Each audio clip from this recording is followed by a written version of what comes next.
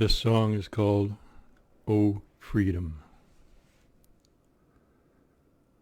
Oh freedom, oh freedom, oh freedom over me. And before I'd be a slave, I'd be buried in my grave and go home to my Lord and be free. Oh, freedom, oh, freedom, oh, freedom over me. And before I be a slave, I'd be buried in my grave and go home to my Lord and be free. No more weeping, no weeping over me.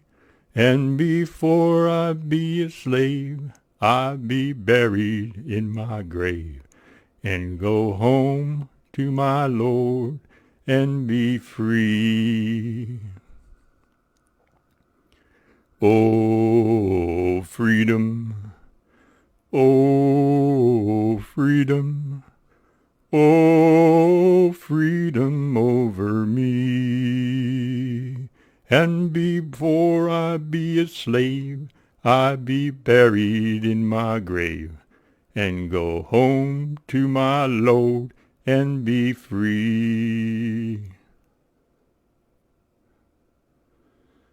Oh, freedom, oh, freedom, oh, freedom over me, over me. And before I be a slave, I be buried in my grave and go home to my Lord and be free.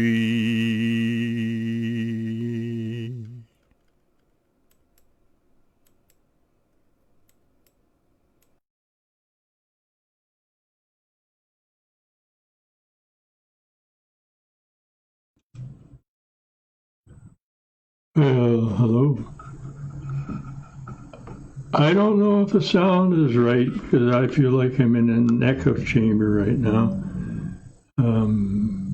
Maybe let me know and I'll just continue as is and hopefully it'll all be okay.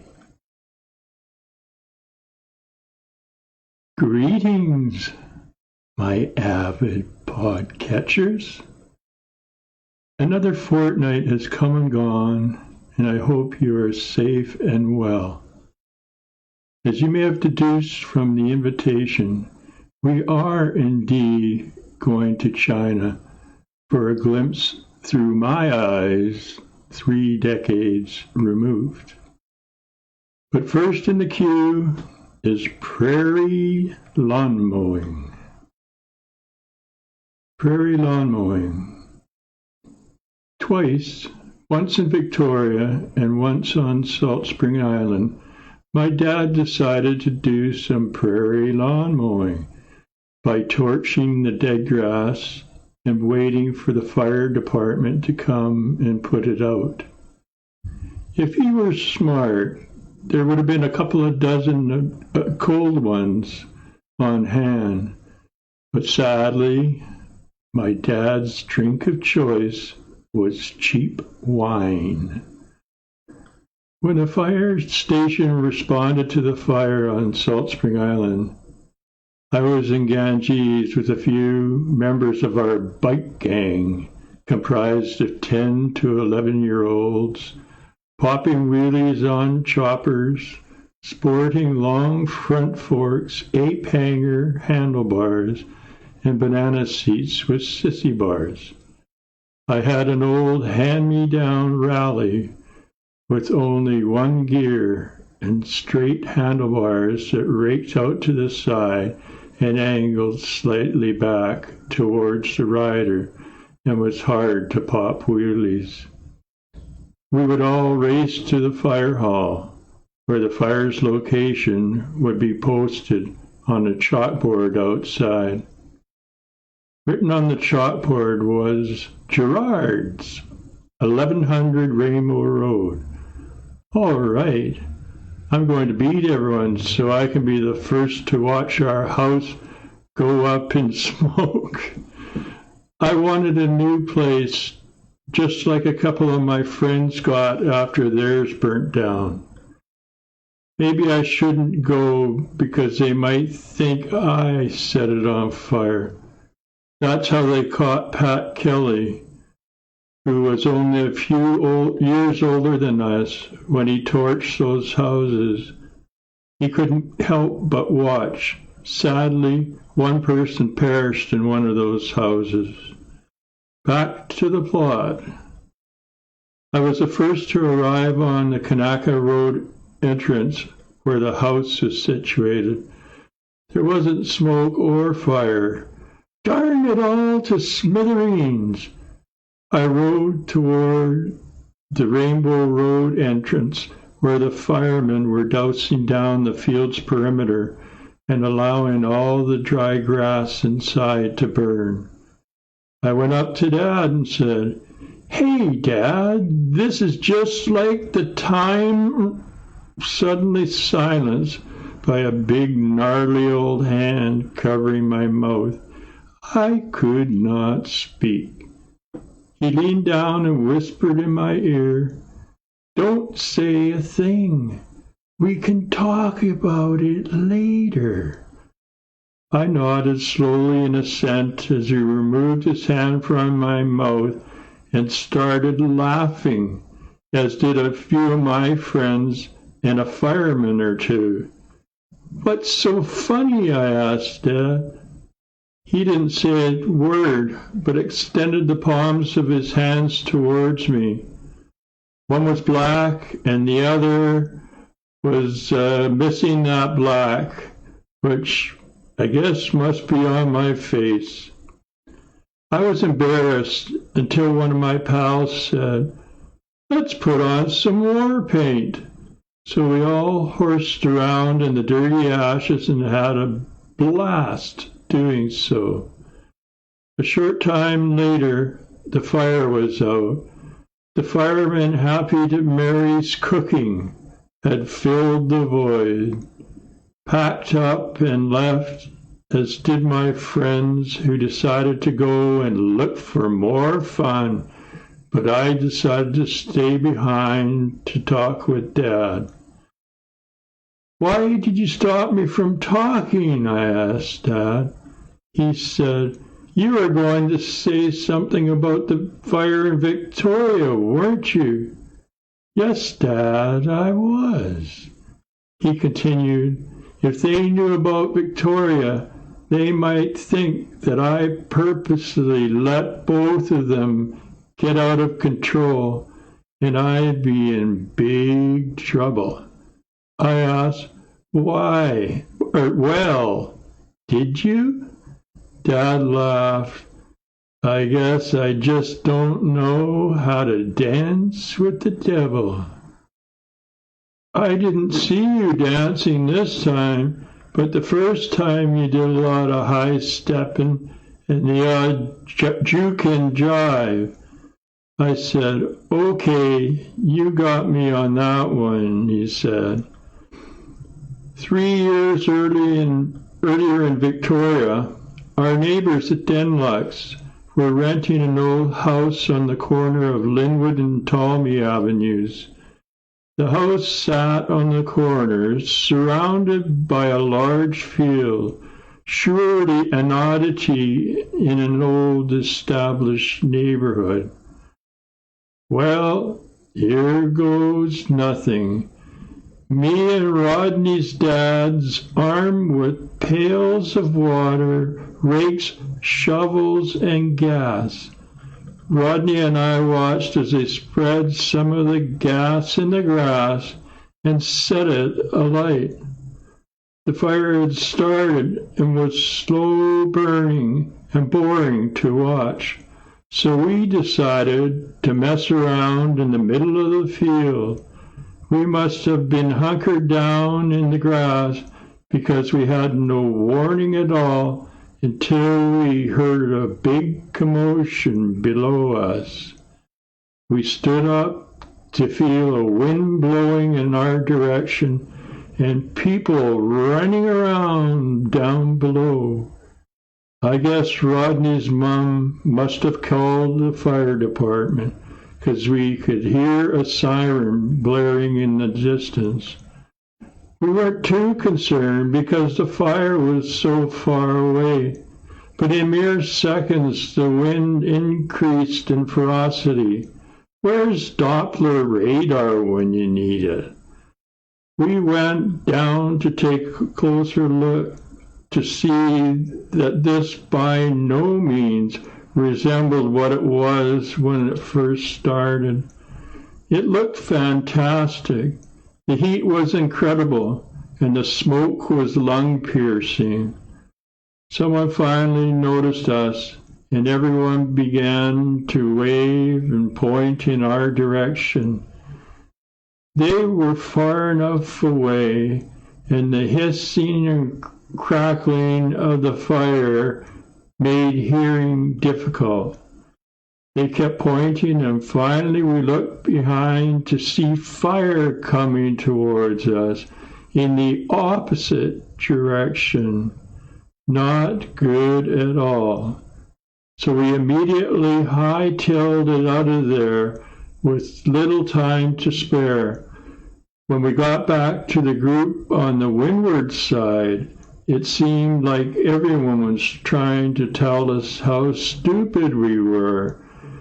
They may have been right, but we didn't start the offending fire. We enjoyed the experience and didn't get hurt. Like how the wind blew the fire out of proportion, everyone else, our parents, sisters, and the fire moon men blew our involvement way out of proportion. Okay. I'm going to go and check comments to see if you guys can even hear stuff.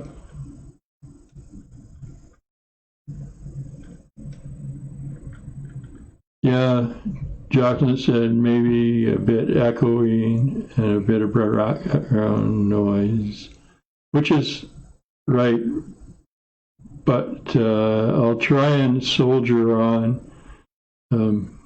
It kind of makes me talk even slower to try and hear between the echoes.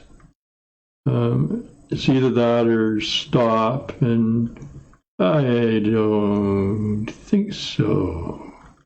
So we'll carry on.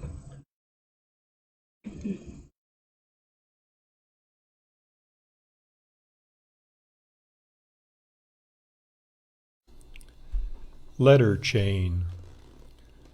Letters put together form words to build letters. As people of letters, compile words to write letters that can build up esteem for oneself to be seen above others' green. But envy's not taught, through blind ignorance it's bought. Our veils must be removed in order to see who envy has hurt and to what degree. Okay, that was Letter Chain, a poem I wrote a few years back. Now, I'm going to go for Danny's song, which fortunately was recorded. Danny's song.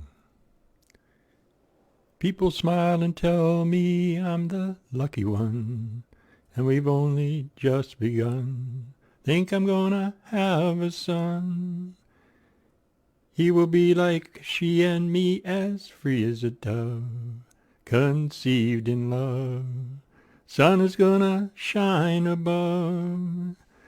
And even though we ain't got money, I'm so in love with you, honey, yeah, and everything will bring a chain of love. And in the morning when I rise, you bring a tear of joy to my eyes and tell me everything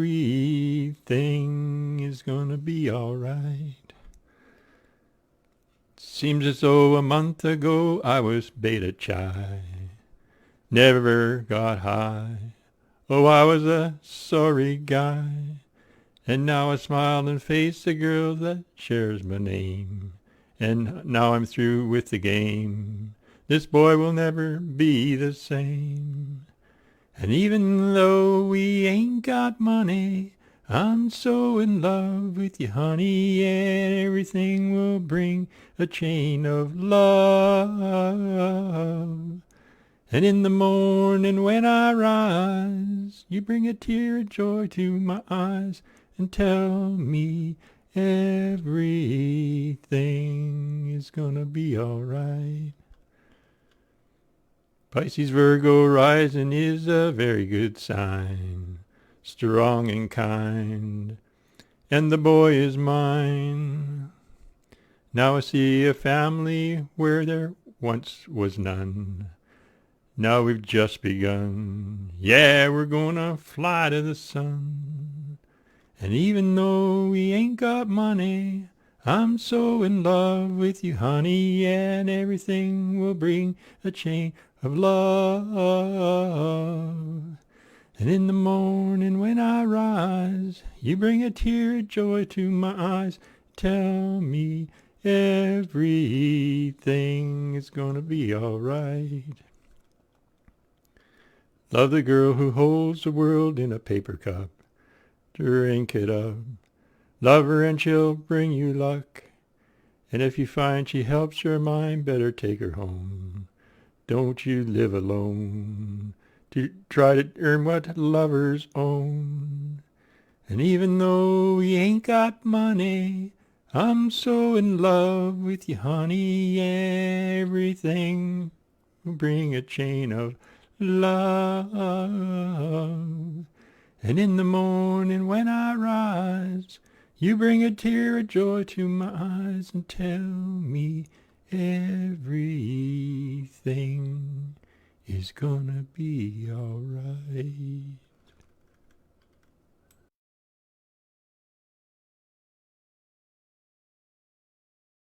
Okay, back again.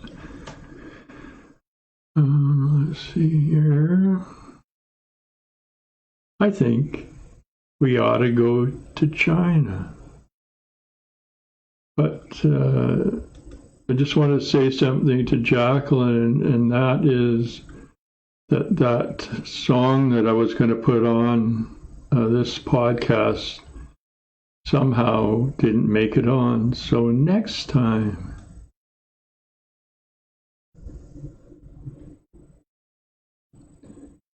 Okay. Shekou, China. Arrival at Kai Tak Airport. Circa 1990, 2 years after quitting my job in Aberdeen, Scotland, my wife Sharon, daughters Danielle and Jacqueline, and I returned to Canada. I was offered a job in China for vacation relief. I'd never been to China, so why not? Plus, I needed the money. Hong Kong at that time was still an entity of its own. There was a free economic zone between Hong Kong and China proper, and that's where Shekou fit in.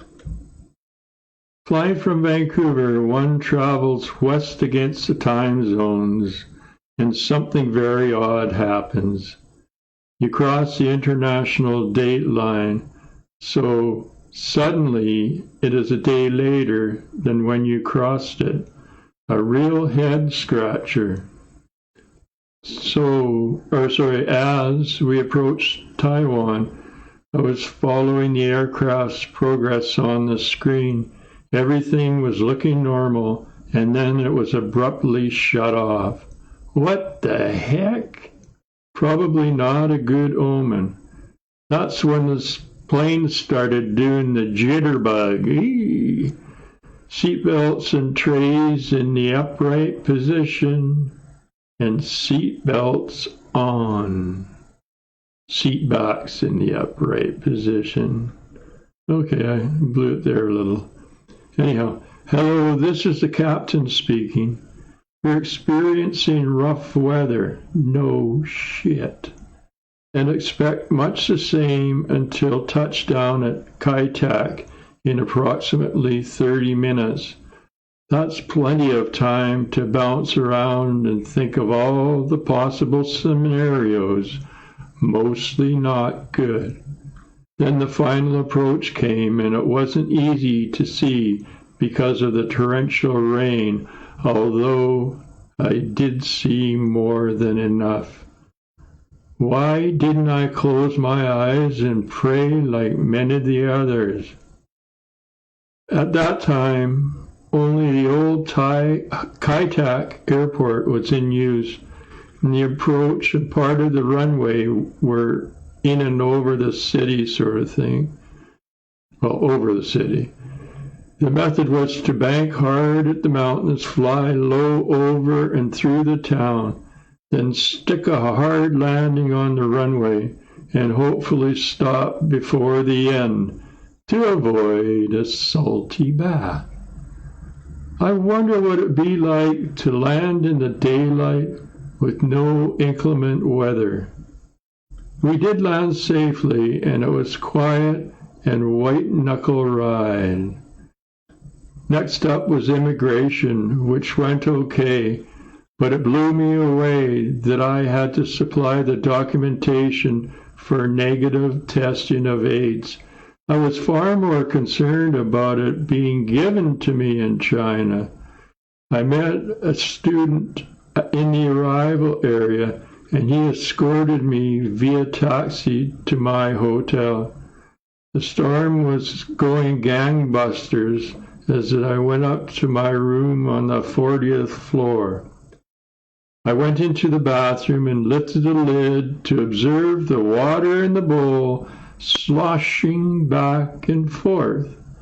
Straight to the bar at ground level went I to consume a few shots of liquid courage. Okay, I'm just going to check things really quickly again. Come on. Okay, same as before. Culinary kitchen. The following morning, I was taken by car to Shekou. I dropped my bags off at the staff house and then carried on to the work base where I met the gang. We went out for lunch, back to the shop for a few hours, and on to the staff house where 3 of us lived. Harry, Mark, and I went out to eat, of all things, Chinese food. A victim of jet lag, I went to bed early. I woke early and went downstairs to check the contents of the fridge. I got to the kitchen and turned on the light, and my knee-jerk reaction was to jump and say, "Holy shit, Batman!"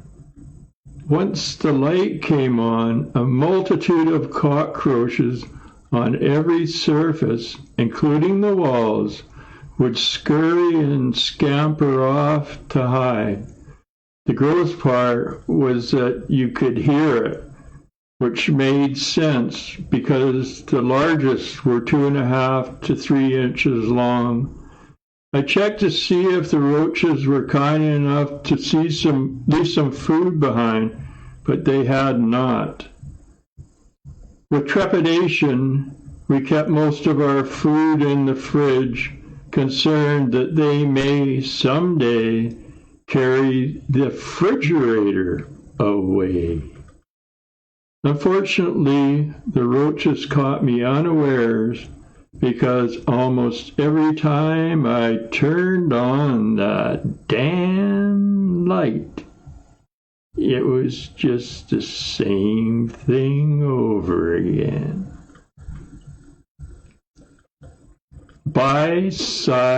Calamity. Time to hop on the bike and ride the 5 to 6 kilometers to work.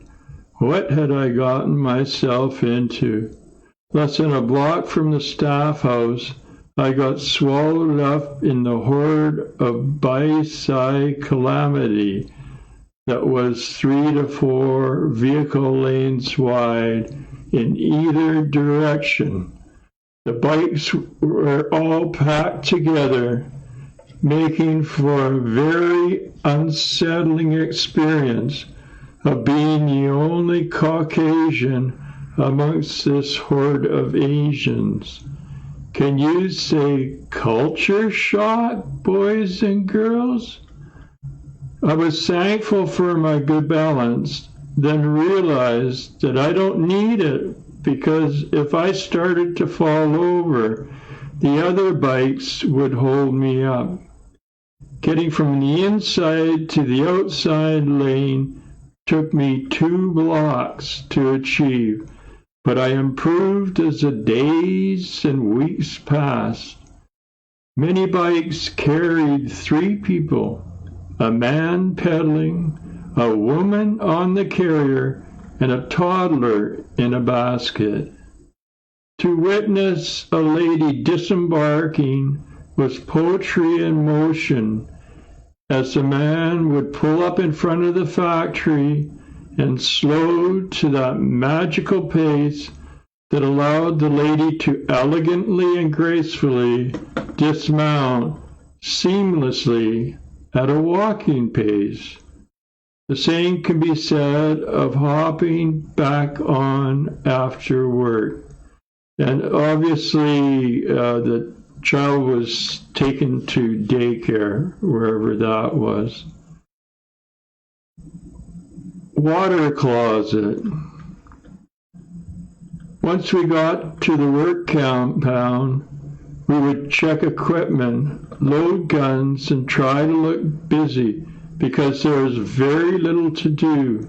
Thus, this scenario played out every weekday for the entire 3 months that I was in China.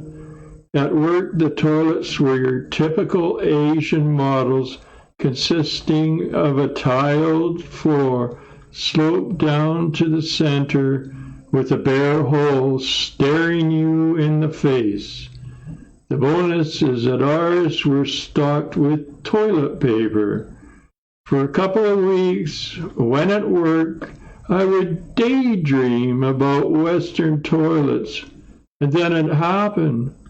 One day, I showed another Westerner, Leo Frenette, around the base, and I opened the water closet door and said, "Look what we have for toilets."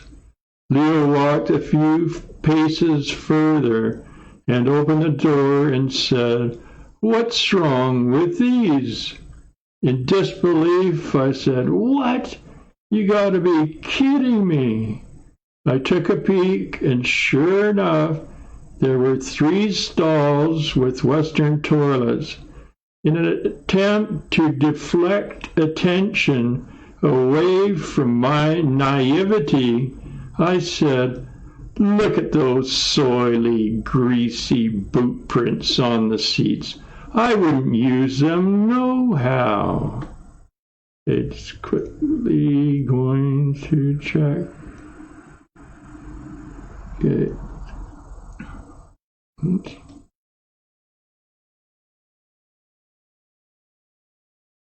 I lost a bunch of windows.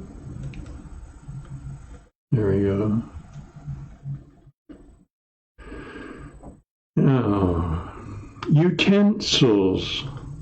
Most of the food was palatable, and I do have a good gag reflex, and sometimes I preferred not to know what they were eating. As the saying goes, anything that moves may be on the menu. I did eat my fair share of dubious and unsavory cuisine, but the biggest challenge I had was getting the food into my mouth. I was given a choice of two different sets of utensils, regular or lacquered chopsticks. Don't get me wrong, as at home, I could pass for a Caucasian eating Chinese food with chopsticks. But we're talking about the big leagues in China. 3 meals a day, and my hand and fingers were sore and cramping up. I tried going to the Snake Pit, an expat bar near our staff house.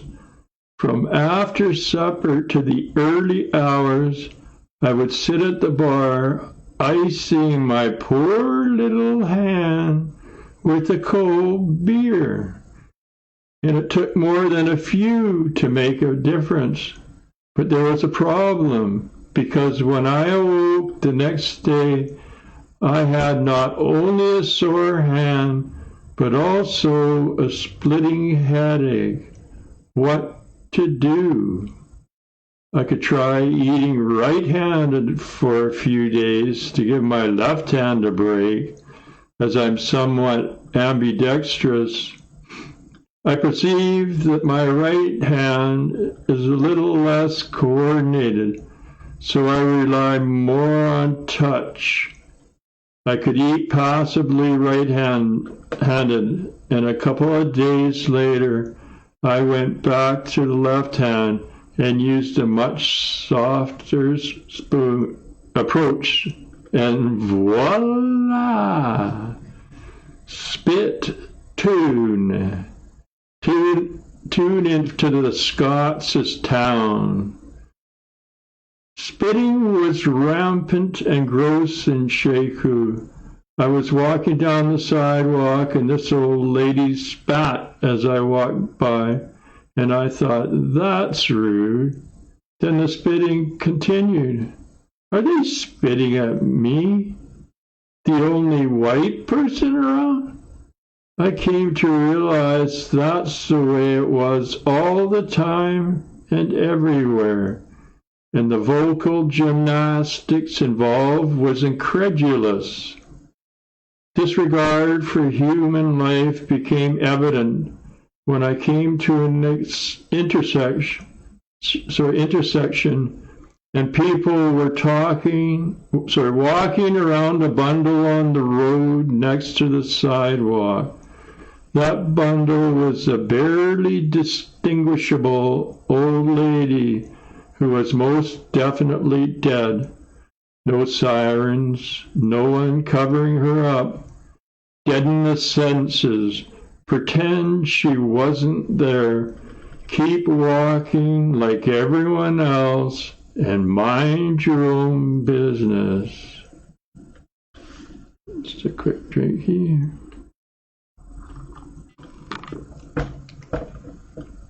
Gumbay Guard Shack. Our base had a staffed security gate with a small 2x4-meter guard shack that was a guard's home 24/7, 365.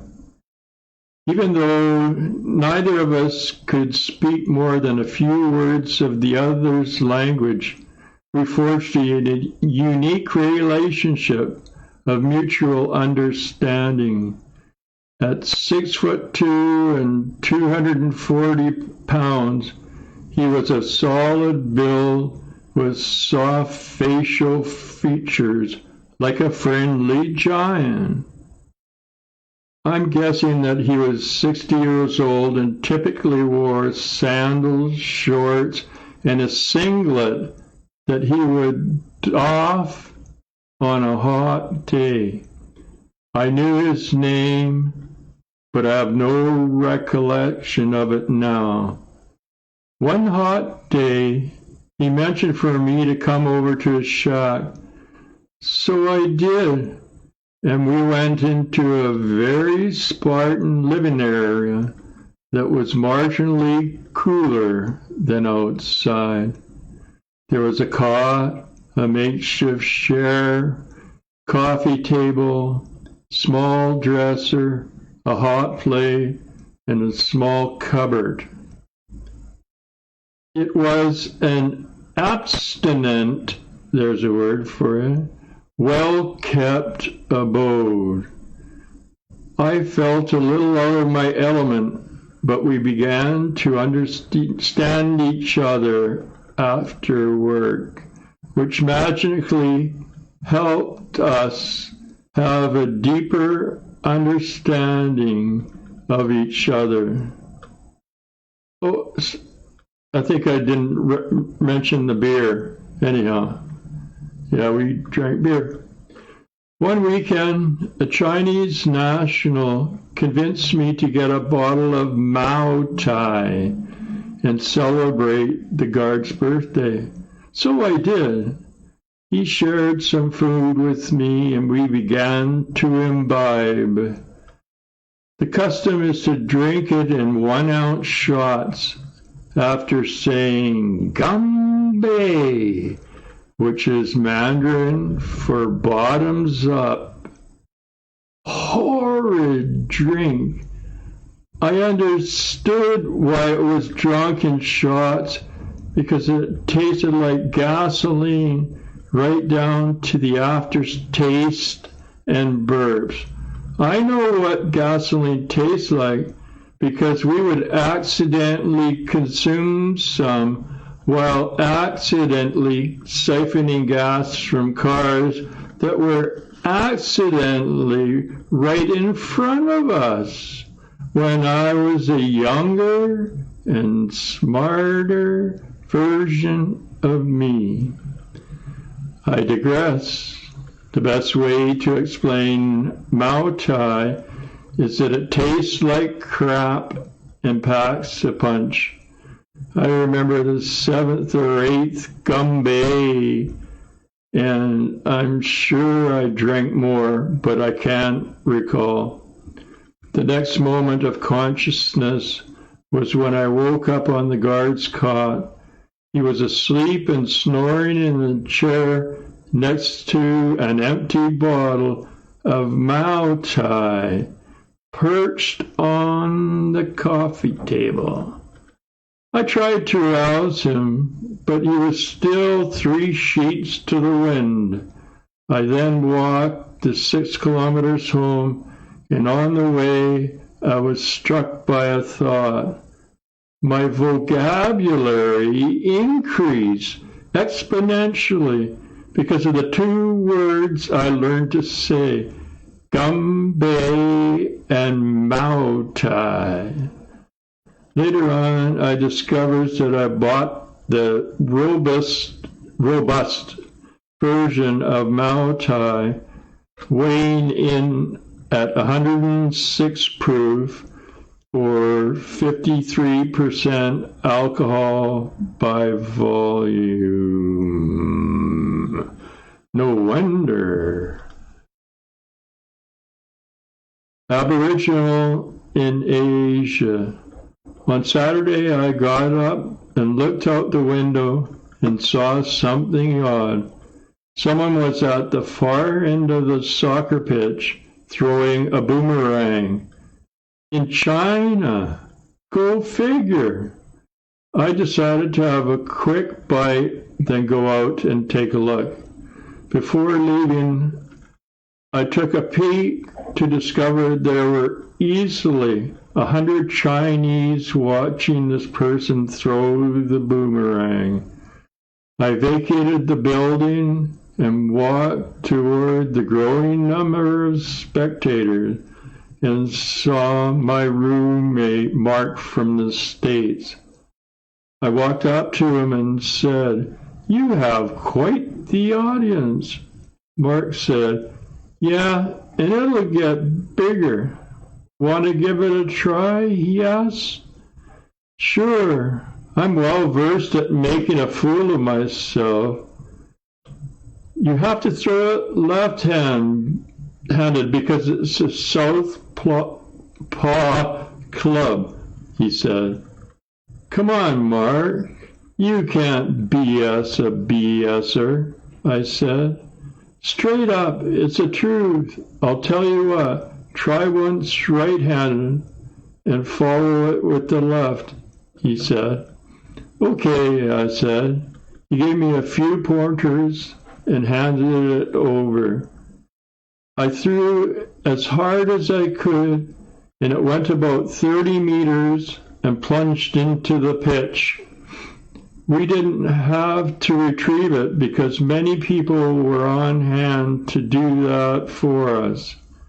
Now, for the left hand, I gave it my all, and it went out and up instead of down, then turned left, and just after the second left, it touched down. I gave it 3 more tries, and on the last attempt, managed to coax it into making all 3 left turns and landed about 10 meters away. Mark gave me kudos and said that I am the only other person to make the 3 turns. I asked him why, and he said most people couldn't throw it left-handed. Mark let any eager onlooker give it a try, but they crashed and burned because they were throwing right-handed. Mark finally got a hold of it for one last mighty heave. It began low and fast to start a steady climb, arcing climb to its apex, then turn left to drop in an arc, gain speed, and then level off to make the third and final left-hand turn. Mark took 3 paces to the front of us, stuck out his hand, and caught it. Throwing a boomerang in China was one of the oddest and coolest things I have ever done. Snake bit after the snake pit. During the 3 months that I was in Shekou, I only went offshore in the South China Sea once, and that was check out the equipment. The reason for this was that a typhoon was wreaking havoc near the rig.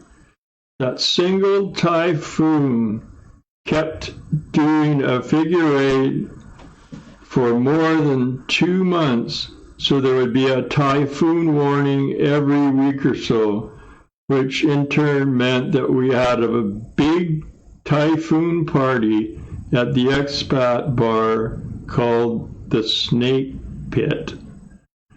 The typhoon was an excuse to drink, and the Snake Pit was a place to do it. It had a pool table, dartboards, a mounted cobra and mongoose in the death pose. Western music was playing, there were Western snacks, and yes, there was booze aplenty. I don't have any stories about the Snake Pit itself, but I can tell you one that started in the Snake Pit. Leo Fournette had just arrived in Shekou from Edmonton, and we were partaking of the beer and spirits in the Snake Pit, perhaps a bit too much. I asked Leo where he was staying, and he said on the big hill. The big hill, I wonder if he knew how to get there, and he said he hadn't even been there because he just arrived in Shekou. We put our heads together to concoct a fermented plan. I had been there once, so I became the guy, and we set off along with my bike because someone would steal it if I didn't take it with me. It took what seemed like forever to get there, and we weren't sure which unit was Luyo's. It was about 2 a.m., and we were lurking around outside to see if anyone was up and if they were familiar faces. Most people were fast asleep, but one of our co-workers was still up, so we knocked on the door, and he let us in, and with impeccable hospitality, offered us a beer that I should have turned down, but didn't, and didn't turn down the second one either. Before leaving, I was warned about the speed bump that I may have seen on the way up. I went on my merry way, puttering down the steep slope in search of the speed bump.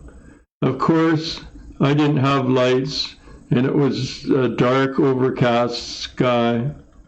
Eventually, I found the speed bump and began coasting to pick up more speed to get home quickly. In short order, my bike and I were at the mercy of the second speed bump that I could not see and knew nothing about. We were airborne, and the next thing I remember was coming to in a sitting position in the middle of the road with blood running off my chin. I dusted off the cobwebs as best I could, and it took me a couple of minutes to find my bike, which thankfully was still operable. So I hopped on and raced home. My white t-shirt was turning red as my face was becoming pale. I finally arrived home but couldn't find my keys. So I pounded and pounded on the door, and eventually Harry the Dutchman answered. "Who is this?" he asked. "David," I replied. He opened the door and said, "Oh my God, what happened?" So I quickly explained while he cleaned me, gave me a towel to staunch the blood. Harry then called to make arrangements for us to go to the hospital. In jest, I asked the obvious, "Harry, do you think that they'll give me stitches?" Harry replied, "Only after they put you in a straitjacket." We had a chuckle over that one.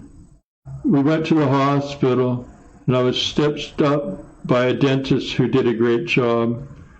Was also given a shot of penicillin, the cure-all for Westerners. We got home just in time to wake up and go to work. After the wound healed, you would swear a plastic surgeon had sutured it, and it was, trying to remember, about 10 stitches. Sick and tired. I became ill, coughing all night along with the sweats, headaches, etc. Off to the hospital we go for round 2. I was given x-rays by standing in front of this vast machine, and I was thinking, I'm receiving my recommended lifetime radiation exposure in one sitting. The diagnosis was acute bronchitis, so I was given a penicillin injection from a hopefully sterile glass and metal syringe, just like the good old days. They were worried about bringing about us bringing HIV into the country, and I was concerned about taking it home. I was also given a bottle of some snake liquid to take 1 teaspoon twice daily. It was made from snakes. Yummy. For the final 4 to 6 weeks, I did a whole lot of nothing because I was so ill that you could call me an hillbilly. The takeoff at Kaitak was a breeze compared to the landing. Touchdown in Vancouver was like a breath of fresh air. The doctor diagnosed me with acute viral bronchitis, and I fully recovered after a few weeks of rest. Okay. So, just want to see if anyone's out there. Jack, and Jack. Okay. Well, I think it's probably a good time to sign off because it's almost 8 o'clock and I don't think the sound is all that great. So I'll sign off with one song. It's called An Old Irish Blessing. Peace out, everyone. Have a great week.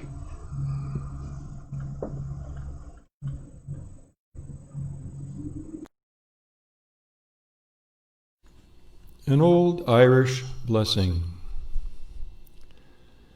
May love and laughter light your days and warm your heart and home.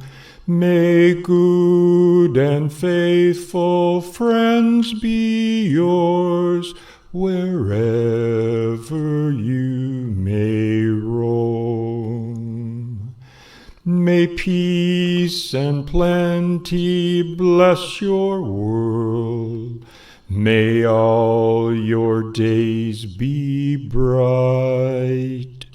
May angels always be nearby to help you through the night.